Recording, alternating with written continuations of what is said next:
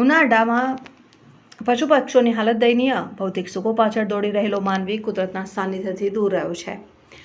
ડભોઈ તાલુકા ગામડાઓમાં આવેલા ચબૂતરા શોભાના ગાંઠિયા સમાન. ડભોઈ સહિત તાલુકાના અનેક ગામડાઓમાં આવેલ ચબૂતરાઓની યોગ્ય કાળજી રાખવામાં ન આવતા ઉનાળાની કાળઝાળ ગરમીમાં પક્ષીઓની સ્થિતિ દયનીય.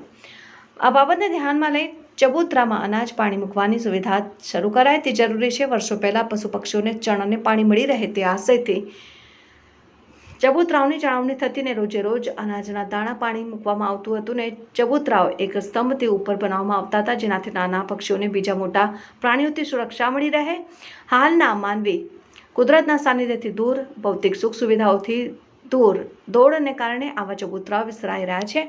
અગાઉના જમાનામાં સમયમાં લોકો કુદરતના સાનિધ્યથી રહેતા અને તેમના કારણે ચબૂતરાઓનું મહત્વ હતું ને પોતાના ભોજનમાંથી રોટલી ગાયને અને એક રોટલી કૂતરાને કાઢતા અને ઘરના આંગણે પક્ષીઓને ચણ મળી રહે તે આશયથી દાણા પાણી રાખવામાં આવતા અને તે સમયે લોકોમાં રહેતી જીવદયાની ભાવનાને કારણે પશુ પક્ષીઓને ચણ અને પાણી મળી રહે તેવા આશયથી ઘણી બધી સુંદર કલાકૃતિઓ ધરાવતા ચબૂતરાઓ બનાવવામાં આવતા. ચબૂતરાઓને દર વર્ષે રંગરોગાન કરીને સાફ સફાઈ કરવામાં આવતી.